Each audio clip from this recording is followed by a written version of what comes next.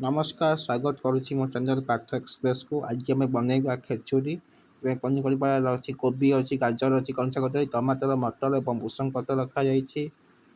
ଏବଂ ଏପଟେ ଗୋଟା ମସଲାରେ ଆପଣ ତେଜପତ୍ର, ଡାଲଚିନି, ଅଳେଇଚ, ଗୋଲମରିଚ, ଲବଙ୍ଗ, ଜିରା, କାଜୁ ଏବଂ କଞ୍ଚା ଲଙ୍କା ରଖାଯାଇଛି।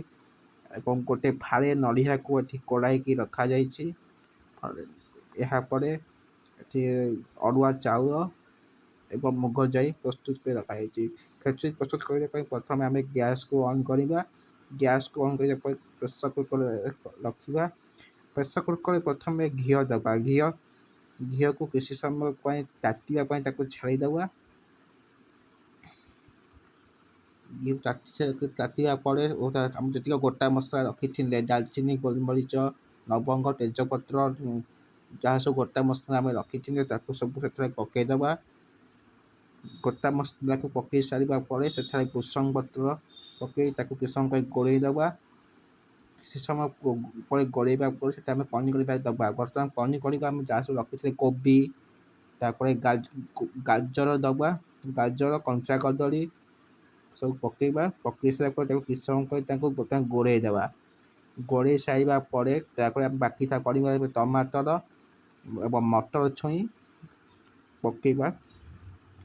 ପକାଇକି ତାକୁ ମଧ୍ୟ କିଛି ସମୟ ପାଇଁ ତାକୁ ମଧ୍ୟ ଗୋଳେଇବା। ଏବଂ ଗୋଳେଇ ସାରିବା ପରେ ହେଙ୍ଗୁ ଏବଂ ସ୍ୱାଦ ଅନୁସାରେ ଲୁଣ ପକାଇବା। ଲୁଣ ପକାଇ ସାରିବା ପରେ ତା ଦେହରେ ମଧ୍ୟ ତାପରେ ହଳଦୀ ଗୁଣ୍ଡ ପକାଇ ତାକୁ କିଛି ସମୟ ପାଇଁ ମଧ୍ୟ ଗୋଳେଇବା।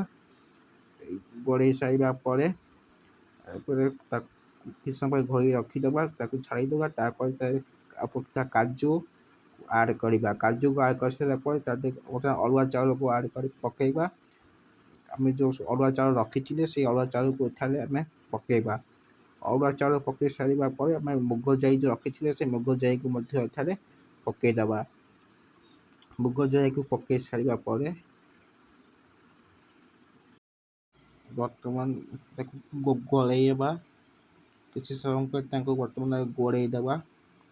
ଗୋଳେଇ ସାରିବା ପରେ ଆମେ ସେଠାରେ ଥିବା ନଡ଼ିଆ କୋଡ଼ା, ଯେଉଁ ଫାଳେ ନଡ଼ିଆ କୋଡ଼ାକୁ ଆମେ କୋଡ଼ିକି ରଖିଥିଲେ ସେ ନଡ଼ିଆ କୋଡ଼ାକୁ ସେଥିରେ ପକାଇଦେବା। ନଡ଼ିଆ କୋଡ଼ାକୁ ପକାଇବା।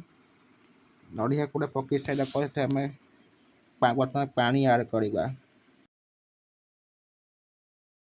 ପାଣି ଆଡ଼୍ କରିସାରିବା ପରେ ଆମେ ଢାଙ୍କୁଣା ଦେଇ ତାକୁ ଘୋଡ଼େଇକି କିଛି ସମୟ ପାଇଁ ତାକୁ ଛାଡ଼ିଦେବା।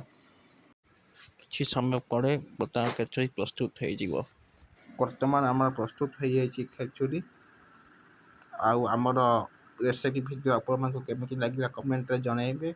ଭିଡ଼ିଓଟି ଭଲ ଲାଗିଥିଲେ ଭିଡ଼ିଓଟିକୁ ଲାଇକ୍, ସେୟାର ଏବଂ ସବସ୍କ୍ରାଇବ୍ କରନ୍ତୁ ଓ ବେଲ୍ ଆଇକନ୍କୁ ଦବାଇ ଦିଅନ୍ତୁ। ଧନ୍ୟବାଦ, ନମସ୍କାର।